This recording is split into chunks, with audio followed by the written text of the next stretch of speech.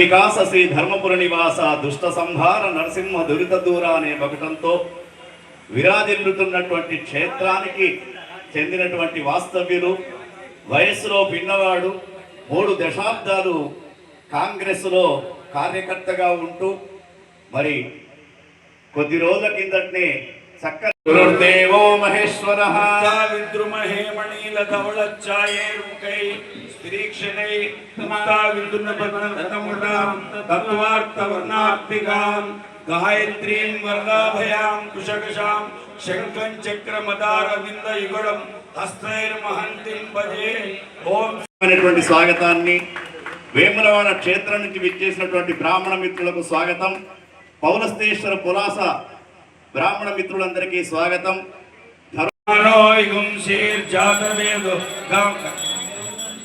అభిభ్రదగ్నాగహి శ్రియా హిరణ్యపాత్రమదా పూర్ణందదాసి గురవే సర్వలోకానాం భిషజే భవరోగిణాం నిధయే సర్వవిద్యానాం దక్షిణామూర్తయే నమో నమః. ఆచార్య మధ్యమాం అస్మదాచార్య పర్యంతం వందే గురు పరంపరం శృతి స్మృతి పురాణానాం గౌరం కరుణావతారం సంసారసారం భుజగేంద్రహారం సదా వసంతం ఏకదా బ్రహ్మణౌ పారతే ఏకదైవేజమాన ఆయుస్తేజో దదాతి సంతృష్టం ధనౌ భయం సమాకృతమస్తభ్యం దత్తా. వారిని వేదికపైకి ఆశీనులు కావాల్సిందిగా కోరుతూ ఉన్నాం. తర్వాత మన తుంగూరు వారికి మరి కార్యక్రమంలో భాగంగా ప్రత్యేక ప్రైవేటు పాఠశాలను ఏర్పాటు చేసి ఎంతోమంది విద్యార్థులను తీర్చిదిద్ది ఇటీవలే మన ముఖ్యమంత్రి రేవంత్ రెడ్డి గారి యొక్క గాయత్రి బ్రాహ్మణ సేవా సంఘం విద్యానగర్ అధ్యక్షులు కొలిచాల రవీందర్ గారికి వేదికపైకి స్వాగతిస్తూ ఉన్నాం. చేస్తూ ఉన్నారు. మరి బ్రాహ్మణ మిత్రులు తర్వాత చేస్తూ ఉన్నాం. సభాధ్యక్షులైనటువంటి మన జగిత్యాల అఖిల బ్రాహ్మణ సేవా సంఘం ఉమాకాంత్ గారు వారిని సవినయంగా వేదిక మిత్రులుగా రావు గారు తెలంగాణ బ్రాహ్మణ సేవా సంఘం అధ్యక్షులు వారిని వేదికపైకి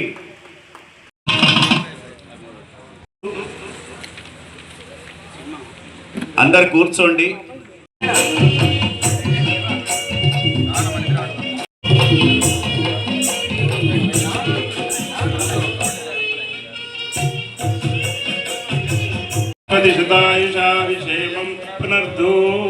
శతమానం భవతి యదాయు పురుషేంద్రియే ఆయుష్యేవేంద్రియే ప్రతిష్టతి. సత్సంగ్ చేసేగా రమేష్ భజన పలుసు పైకి రా.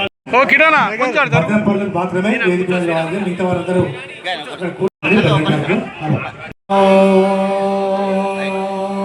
నేను కూడా దాదాపు 2003-2004 నుంచి 2016 వరకు ధర్మపురి బ్రాహ్మణ సంఘం ప్రధాన కార్యదర్శిగా ఉండడం జరిగింది.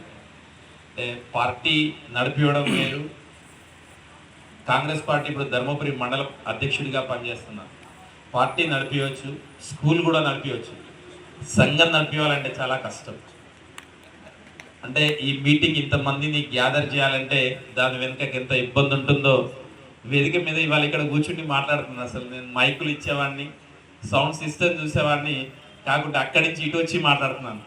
దానికి మా ఉమాకాంత్ గారికి ఎంత శ్రమ ఉంటుందో నాకు తెలుసు. అదేవిధంగా ఈరోజు సన్మాన గ్రహీత సరే ధర్మపురిలోనంటే దాదాపు ఒక 500 కుటుంబాలు ఉంటాయి.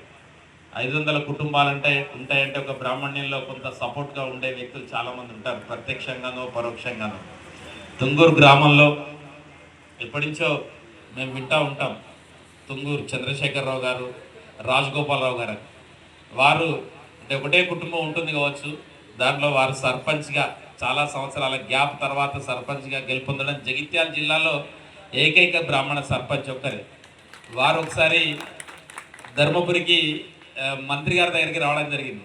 వాస్తవంగా మంత్రి గారి దగ్గర దాదాపు 300 మంది 400 మంది ఉన్నా కానీ మరీ ప్రత్యేకంగా మన సంబంధించిన వ్యక్తి ఉన్నారని ఇమ్మీడియట్గా వారిని తీసుకుపోవడం జరిగింది. ఆ అభిమానం మన వాళ్ళు ఎవరో ఒక్కళ్ళే ఉన్నారు జగిత్యాల్లో అని వారు పెద్దలు. అదేవిధంగా మా యువజన కాంగ్రెస్ నాయకుడు వంశీ, ఎందుకంటే ధర్మపురిలో ఉంటామంటే ధర్మపురి లక్ష్మీ నరసింహస్వామి క్షేత్రానికి చాలామంది రావడం జరుగుతుంది. ఆ సందర్భంలోనే చాలామంది ధర్మపురి అంటేనే ఐదర్ ఇట్ ఈస్ బ్రాహ్మణ్ కమ్యూనిటీకి కానివ్వండి, లేకుంటే కాంగ్రెస్ పార్టీకి కానివ్వండి. ఇంతకుముందు ధర్మపురి దేవస్థానం ధర్మకర్తల మండలి అధ్యక్షుడిగా 2007 నుంచి 2009 వరకు, అదేవిధంగా 2010, 2011లో ఉత్సవ కమిటీ చైర్మన్గా పనిచేశాను. కాబట్టి చాలామంది ధర్మపురికి వస్తున్నారంటే దినేష్కి ఒక ఫోన్ చేద్దామని చాలామంది బ్రాహ్మణ సంఘం వాళ్ళు మాట్లాడాలంటే కొంత ఇబ్బందికరమైన పరిస్థితి. ఎందుకంటే చాలామంది సభాపతి లాంటి వాళ్ళు, చాలామంది పెద్దలు మన కమ్యూనిటీ మీటింగ్లో ధర్మపురిలో కూడా నాకు చాలా ఇబ్బంది అయ్యేది. చాలామంది రీసెర్చ్ స్కాలర్స్, పెద్ద పెద్ద రాష్ట్రంలోనే డాక్టర్ సంగనవట్ల నరసయ్య లాంటి వాళ్ళు వక్తలు మాట్లాడే వాళ్ళ ముందర నాలాంటి వాడు మాట్లాడాలంటే చాలా ఇబ్బందిగా ఉంటుంది.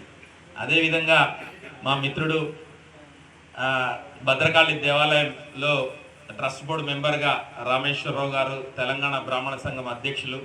అదేవిధంగా ఈ ప్రాంతానికి రీసెంట్గానే ఎన్నికలు వచ్చాయి. ఎన్నికల్లో నేను కూడా, మా భార్య కూడా ధర్మపురిలో 2nd వార్డ్ కాంటెస్ట్ చేసింది, గెలవడం జరిగింది. ఈ ప్రాంతంలో ఎందుకంటే ఎన్నికలలో గెలవడం వేరు, నామినేటెడ్ పదవులు వేరు.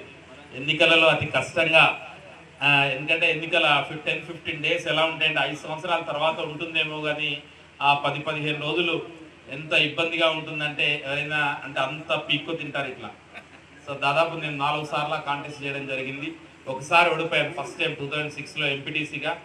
అంటే నాకు ఎందుకంటే గిట్ట సరే నేను నిలబడ్డ ఎంపీటీసీ ప్రాంతాల్లో ఒక 5-6 ఓట్లు మాత్రమే ఉన్నాయి. 2006లో ఒక వాణి విద్యాలయం కరస్పాండెంట్గా మాత్రమే ఉన్నాను.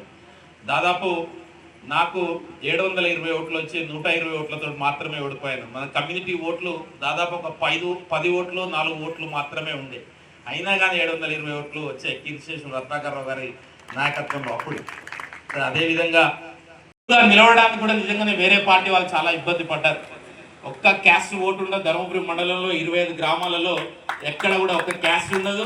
ధర్మపురి మున్సిపాలిటీ జెడ్పీటీసీ పరిధిలో రాదు. అయినా కానీ వాస్తవంగా నాకు టికెట్ డిసైడ్ అయింది. ఆల్మోస్ట్ కొంత పోస్ట్పోన్ కావడం జరిగింది.